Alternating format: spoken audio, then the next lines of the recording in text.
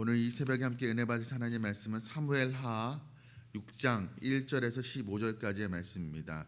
사무엘하 6장 1절에서 15절까지의 말씀으로 구약성경 471면 전후에 기록되어 있습니다. 우리 찾으신 줄 알고 한 목소리로 함께 봉독하겠습니다. 다윗이 이스라엘에서 뽑은 무리 3만 명을 다시 모으고 다윗이 일어나 자기와 함께 있는 모든 사람과 더불어 바알레 유다로 가서 거기서 하나님의 궤를 메어 오려 하니 그 궤는 그룹들 사이에 자정하신 만군의 여호와의 이름으로 불리는 것이라. 그들이 하나님의 궤를 새 수레에 싣고 산에 있는 아비나답의 집에서 나오는데 아비나답의 아들 우사와 아요가 그 새 수레를 모니라. 그들이 산에 있는 아비나답의 집에서 하나님의 궤를 싣고 나올 때 아요는 궤 앞으로 가고 다윗과 이스라엘 온 족속은 잣나무로 만든 여러 가지 악기와 수금과 비파와 소고로 양금과 제금으로 여호와 앞에서 연주하더라. 그들이 나곤의 타작마당에 이르러서는 소들이 뛰므로 우사가 손을 들어 하나님의 궤를 붙들었더니 여호와 하나님이 우사가 잘못함으로 말미암아 진노하사 그를 그곳에서 치시니 그가 거기 하나님의 궤 곁에서 죽으니라. 여호와께서 우사를 치심으로 다윗이 분하여 그곳을 베레스 우사라고 부르니 그 이름이 오늘까지 이르니라. 다윗이 그날에 여호와를 두려워하여 이르되 여호와의 궤가 어찌 내게로 오리요 하고 다윗이 여호와의 궤를 옮겨 다윗성 자기에게로 메어 가기를 즐겨하지 아니하고 가뎃 사람 오벳에돔의 집으로 메어 간지라. 여호와의 궤가 가뎃 사람 오벳에돔의 집에 석 달을 있었는데 여호와께서 오벳에돔과 그의 온 집에 복을 주시니라. 어떤 사람이 다윗 왕에게 아뢰어 이르되 여호와께서 하나님의 궤로 말미암아 오벳에돔의 집과 그의 모든 소유에 복을 주셨다 한지라. 다윗이 가서 하나님의 궤를 기쁨으로 메고 오벳에돔의 집에서 다윗성으로 올라갈새 여호와의 궤를 맨 사람들이 6걸음을 가매 다윗이 소와 살찐 송아지로 제사를 드리고 다윗이 여호와 앞에서 힘을 다하여 춤을 추는데 그때 다윗이 배 에봇을 입었더라. 다윗과 온 이스라엘 족속이 즐거이 환호하며 나팔을 불고 여호와의 궤를 메어 오니라. 아멘. 오늘 이 본문 말씀을 가지고 목적뿐 아니라 방법도 선해야 합니다라는 제목으로 말씀을 전하고자 합니다. 오늘 본문의 말씀은 이스라엘의 그 하나님의 법궤, 언약궤를 옮기는 중에 일어난 불미스러운 사고에 대해서 기록을 하고 있습니다. 하나님의 궤, 법궤가 어디에 있었기에 지금 어디로 옮긴다는 것일까요? 원래 법궤는 실로에 있었습니다. 실로는 이스라엘 종교의 중심지로서 사무엘이 하나님께 드려지고 성장한 곳이기도 합니다. 그런데 이스라엘 장로들이 실로에 있었던 언약궤를 전쟁터로 옮기게 됩니다. 왜 그렇습니까? 당시에 이스라엘 백성들이 블레셋과의 전쟁 중에 있었는데 계속해서 전쟁에 패배하자 이스라엘의 지도자들은 하나님의 궤 언약궤를 전쟁터로 가져오면 하나님께서 승리를 주실 것이라고 그들이 기대했기 때문이었습니다. 그러나 이스라엘 지도자들의 그 소망과 기대와는 달리 언약궤를 가져왔음에도 불구하고 이스라엘 군대는 블레셋과의 전쟁에서 대패를 당하게 됩니다. 그뿐만 아니라 심지어 그 언약궤마저도 블레셋에게 빼앗기게 됩니다. 그렇다면 하나님께서는 왜 하나님의 그 임재를 상징하는 언약궤를 법궤를 가져왔음에도 불구하고 그 이스라엘로 블레셋에 패배하게 하신 것일까요? 이유가 분명했습니다. 하나님께서는 그런 방법으로 하나님을 부리는 방법으로 그 어느 누구에게도 이용당하는 분이 아니라는 것을 이스라엘에게 가르쳐 주기 위함이었습니다. 그 이스라엘의 잘못이 그런 방법이 잘못되었다는 것을 깨닫게 하기 위해서 이스라엘로 전쟁에 지게 하신 것이었습니다. 그러나 그렇다고 해서 하나님께서 블레셋 하나님의 궤가 하나님의 임재를 상징하는 하나님의 궤가 블레셋 진영에 넘어가서 그냥 하나님께서 가만히 계시지만 한 것은 아니었습니다. 이제 블레셋 진영으로 넘어간 하나님의 궤가 그때부터 블레셋을 심판하기 시작합니다. 그 언약궤를 블레셋 사람들은 전리품으로 여기고 자신들의 신, 그 다곤 신의 신전에 함께 두었습니다. 그런데 이 다곤 신상의 머리와 두 손목을 하나님께서 끊어버리시고 언약궤 앞에 엎드러지게 넘어지게 만드셨습니다. 그럼으로써 하나님만이 유일한 참 신이라는 사실을, 다곤 신이 아니라 하나님이 더 힘이 센 신이라는 사실을 증명하신 것이었습니다. 그리고 그 언약궤를 빼앗아 온 블레셋 사람들에게 독한 종기의 재앙을 내리셨습니다. 결국 블레셋 사람들이 하나님의 이 궤를 다시 돌려보내기로 결정을 합니다. 그래서 이 언약궤가 이스라엘로 다시 돌아오게 되는데 수레에 실어서 다시 돌아오게 되죠. 돌아와서 머문 곳이 바로 기럇 여아림이라는 곳입니다. 그런데 이 기럇 여아림이 언약궤가 기럇 여아림으로 돌아와서 20년 동안 거기에 머물러 있게 되었습니다. 드디어 오늘 본문에서 지금 다윗이 그 언약궤를 기럇 여아림에 머물러 있는 그 언약궤를 자신이 거하고 있는 그 예루살렘 성으로 옮기려고 한 것이었습니다. 오늘 본문에서는 기럇 여아림을 바알레 유다라고 그렇게 2절에서 표현하고 있는데 같은 지명입니다. 지금 왜 이 다윗이 언약궤를 예루살렘 성으로 옮기려고 한 것이었을까요? 불미스러운 잘못된 동기가 아니었습니다. 하나님을 사랑한 그 열정 때문이었습니다. 법궤가 하나님의 임재를 상징하는 것이었기 때문에 자신이 거하고 있는 성에 모시기를 그가 원했던 것이었습니다. 다윗은 아마 하나님의 그 궤를 이동하기 위해서, 모시기 위해서 새로 만든, 아마도 굉장히 크고 아름답게 화려하고 위엄 있게 만든 그 수레에 실었을 것입니다. 왕을 편안하게 모신다는 그런 의미이기도 했을 것입니다. 그런데 그렇게 법궤를 법궤를 수레에 싣고 이동하는 중에 어떤 일이 일어나게 됩니다. 오늘 6절과 7절 말씀입니다. 그들이 나곤의 타작마당에 이르러서는 소들이 뛰므로 우사가 손을 들어 하나님의 궤를 붙들었더니 여호와 하나님이 우사가 잘못함으로 말미암아 진노하사 그를 그곳에서 치시니 그가 거기 하나님의 궤 곁에서 죽으니라. 언약궤를 새 수레에 싣고 가던 중에 수레를 이끌던 소들이 나곤의 타작마당에 이르러서 뛰기 시작합니다. 그러자 그 수레 안에 있던 언약궤가 움직여서 떨어질 위기에 처하게 됩니다. 이때 수레를 몰았던 사람 중에 우사라는 사람이 황급하게 손을 뻗어서 언약궤를 붙잡았습니다. 그러니까 언약궤가 떨어지면 안 된다는 생각으로 아마 그렇게 행동했던 것이었을 것입니다.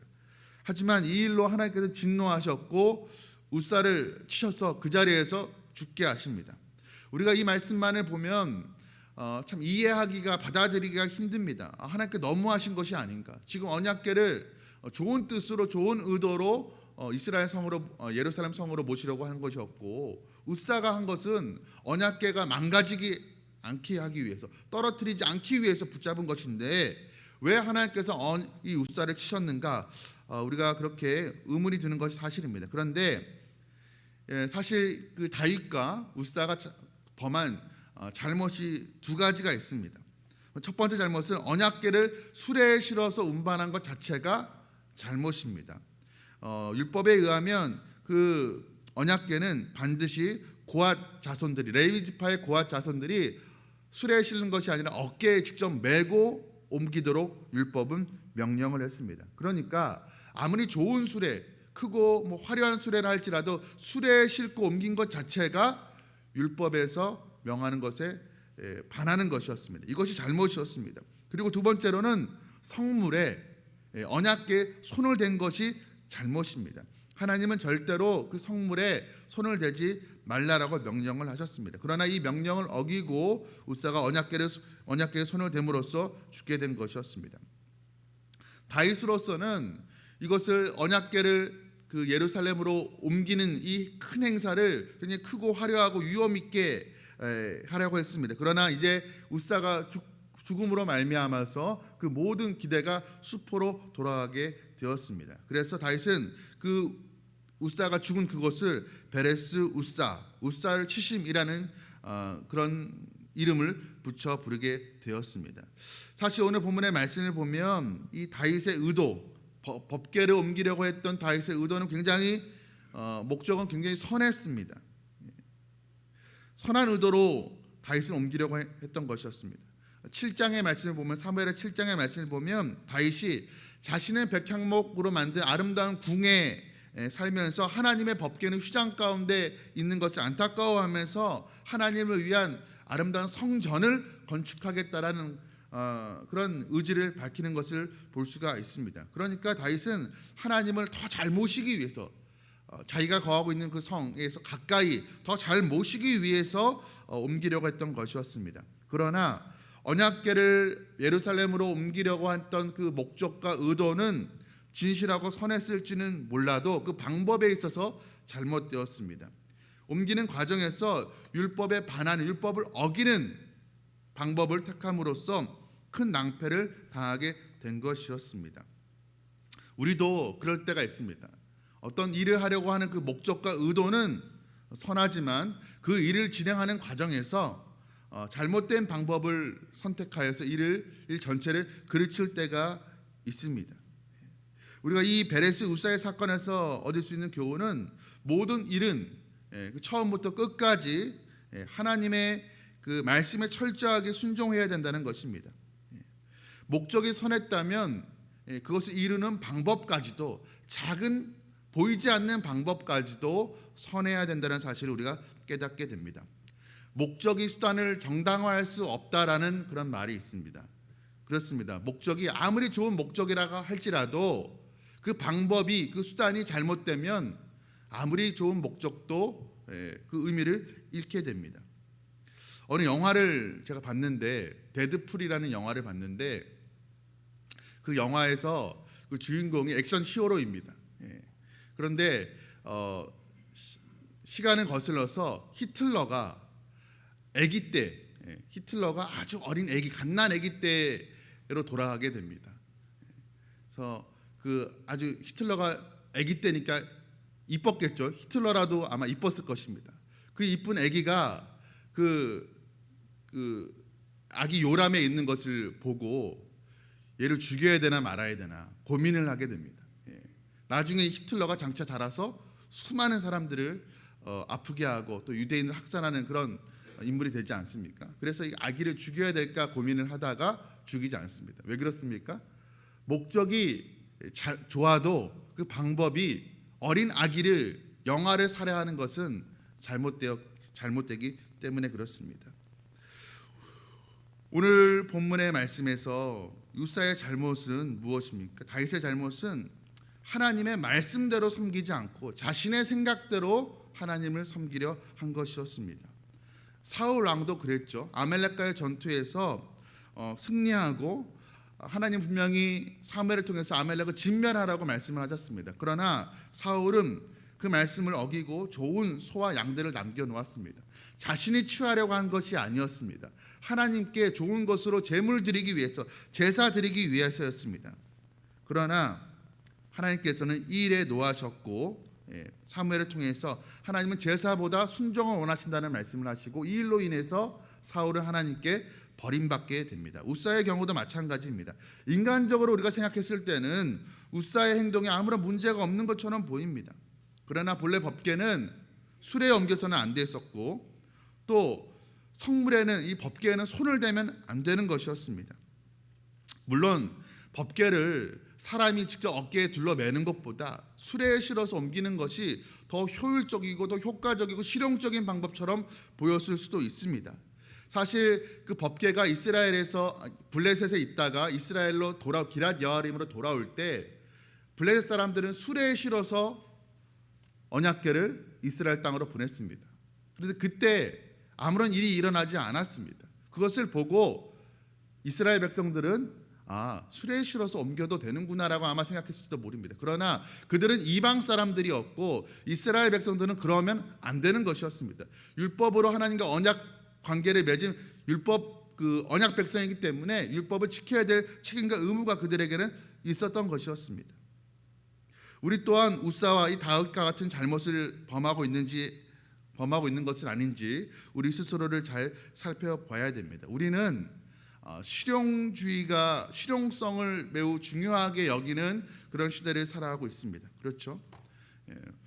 뭐로 가도 서울만 가면 된다. 끝이 좋으면 다 좋다라고 이야기하는 그런 세상을 우리가 살아가고 있습니다. 방법이 어떻든 간에 결과만 얻으면 좋다. 목적만 달성하면 된다라는 것이 바로 이 실용주의의 특징이라고 할 수가 있습니다. 그러나 이 일반적으로 실용주의는 매우 장점이 많이 있지만 그러나 우리의 신앙에 그대로 적용하기에는 무리가 있습니다. 왜 그렇습니까? 하나님은 선한 목적 못지않게 그 목적을 이루는 과정과 방법까지도 선하기를 원하시기 때문에 그렇습니다. 목적이 성경적이라면 그 목적을 이루는 방법과 수단까지도 성경적이어야 된다는 말씀입니다. 좀 정직한 방법이 아니더라도 내가 돈을 많이 벌어서 이 돈으로 나만 배부르는 것이 아니라 하나님의 영광을 위해서 또 좋은 일에 구제하고 선을 베푸는 일에 또 성전을 건축하는 일에 내가 하나님께 많이 드리면 하나님도 좋고 나도 좋은 것이 아닌가라고 생각해서는 안 된다라는 것입니다. 하나님의 일을 한다고 하면서 하나님의 방법이 아닌 더 좋은 결과, 이렇게 하면 더 좋은 결과를 낼 수 있으니까 하나님도 좋아하실 거야라는 그런 생각을 가지고 세상의 방법을 이용한다면 하나님께서는 결코 기뻐하시지 않으실 것입니다. 중요한 것은 우리의 생각에 좋은 대로 하나님을 섬겨서는 안 된다라는 것입니다. 아무리 내가 이걸 하나님을 위한 것이라고 하나님께 영광 돌리기 위한다라고 원한다라고 하지만 내 생각대로 우리는 하나님을 섬겨서는 안 됩니다. 하나님은 하나님의 말씀하신 방법대로 섬겨야 됩니다. 이제 이 웃사가 언약궤를 옮기다가 이 사고로 죽게 되고 다윗은 이제 이 법궤를 예루살렘 성으로 옮기는 것을 두려워하게 됩니다. 그래서 어떻게 했습니까? 오늘 본문 9절부터 11절까지의 말씀입니다. 다윗이 그날에 여호와를 두려워하여 이르되 여호와의 궤가 어찌 내게로 오리요 하고 다윗이 여호와의 궤를 옮겨 다윗성 자기에게로 메어 가기를 즐겨하지 아니하고 가드 사람 오벳 에돔의 집으로 메어 간지라. 여호와의 궤가 가드 사람 오벳 에돔의 집에 석 달을 있었는데 여호와께서 오벳 에돔과 그의 온 집에 복을 주시니라. 지금 다윗은 이제 더 이상 두려워해서 자신이 거하고 있는 예루살렘 성으로 가져오기를 그치고 오벳 에돔이라는 사람의 집에 이 법궤를 임시적으로 석 달 동안 두게 됩니다. 그런데 이 오벳 에돔은 가드 사람, 그러니까 블레셋 사람, 이방 사람입니다. 하나님의 그 은혜에서 멀리 떨어져 있는 그런 사람이었습니다. 그러나 그는 이 두려움의 대상이 되어버린 이 언약궤, 이 법궤를 맡았고 그 일로 인해서 그의 집안이 큰 복을 받게 되었습니다. 다윗이 이 소식을 듣게 됩니다. 오벳 에돔의 집에 하나님께서 복을 주셨다는 소식을 듣고 그가 깨닫게 됩니다. 언약궤를 지금 예루살렘 성으로 모셔오려고 하는 나의 그 의도 자체가 잘못된 것이 아니었구나. 뭔가 이 법궤에 문제가 있는 것이 아니구나. 그걸 옮기는 자신의 방법에 수단에 문제가 있었다는 사실을 깨닫게 됩니다. 그리고 그 3개월 전에 실수를 반복하지 않고 이제는 율법이 명한 대로 그 규정대로 술에 실지 않고 직접 법궤를 그 레위 지파의 사람들 어깨에 메고 예루살렘으로 옮기게 됩니다. 이번에는 어떻게 될까? 아마 긴장이 되었겠죠. 그리고 이제 6걸음을 걷게 됩니다. 그리고 아무런 일이 일어나지 않는 것, 웃사의 사태가 다시 반복되지 않는 것을 알게 된 다윗이 앞장서서 제사를 드리고 하나님 앞에 춤을 추게 됩니다. 그리고 온 이스라엘 백성들이 기뻐하면서 이 법궤를 들어오는 법궤를 맞이하게 됩니다. 그러니까 다윗은 자신의 실수와 잘못을 인정하고 하나님의 말씀대로 자신의 생각대로 이렇게 하면 하나님께서 기뻐하시겠지라고 한 것이 아니라 하나님 명하시는 대로 말씀대로 순종했습니다. 이런 말이 있습니다. 성경을 읽기 위해서 초를 훔치면 안 된다라는 말이 있습니다. 성경을 읽기 위해서 초를 훔치면 안 됩니다. 무슨 뜻일까요? 아무리 목적이 좋은 것이라 할지라도 방법과 수단이 잘못되어서는 안 된다라는 뜻입니다. 오늘 본문의 말씀은 아무리 목적이 선해도 하나님의 방법대로 행하지 않으면 하나님께서 진노하신다는 사실을 우리에게 가르쳐주고 있습니다. 하나님은 우리가 우리의 나름대로의 방식으로 하나님을 섬기기를 신앙생활하기를 원치 않으십니다. 하나님은 하나님의 방법대로 섬겨야 됩니다. 그럴 때 하나님께서 기뻐하십니다. 그리고 그럴 때 하나님께서 우리와 함께 하시고 복을 허락하여 주실 것입니다. 우리가 오늘 하루 살아갈 때에도 내가 생각하는 내 나름대로의 나만의 방법, 효율적이고 실용적인 방법으로 하나님을 섬기는 것이 아니라 하나님이 기뻐하시는 목적을 정했다면 하나님이 기뻐하시는 방법과 수단대로 말씀대로 하나님을 섬기며 이 세상 살아가는 저와 여러분 되시기를 주님의 이름으로 축복합니다. 함께 기도하시겠습니다. 사랑과 은혜가 풍성하신 하나님 아버지, 우리가 살아가는 시대는 모든 것을 효율성으로 따지고 실용성으로 따지는 세상입니다. 뭐로 가도 서울만 가면 된다라고, 끝이 좋으면 다 좋은 것이라고. 하나님, 우리가 이렇게 해서 조금 부정한 방법, 조금 잘못된 방법인 것을 알지만 이것은 세상 사람들 사이에서 통하는 지혜라고, 세상의 지혜라고 그렇게 이야기하면서 하나님을 섬김에 있어서 우리가 하나님 세상의 방법을 끌어와서 잘못된 방법으로 내 나름대로의 방법으로 하나님을 섬기려 하지 않게 하여 주시옵소서. 하나님, 그것으로 좋은 결과를 낸다고 한들 하나님께서는 기뻐 받으시지 않으시는 줄 깨닫습니다. 목적, 의도가 선하다면 하나님 보이지 않는 작은 과정과 방법까지도 하나님의 방법대로, 하나님의 뜻대로 조금 좋은 결과를 얻지 못한다 할지라도, 하나님 조금 늦는다 할지라도 하나님의 방법대로 온전하게 철저하게 순종하며 하나님을 섬기게 해 주옵시고, 신앙생활하며 이 세상 살아갈 수 있도록 은혜 허락하여 주시옵소서. 그렇게 내 나름대로의 방법이 아니라 하나님이 원하시는 말씀에서 기록한 대로, 말씀대로 순종하며 살아갈 때 하나님께서 그 오벳 에돔의 집에 내렸던 그 놀라운 은혜와 축복을 우리의 삶 가운데, 우리의 가정 가운데로 허락하여 주시옵소서. 이 모든 말씀 우리 주 예수 그리스도의 이름으로 간절히 기도드리옵나이다. 아멘.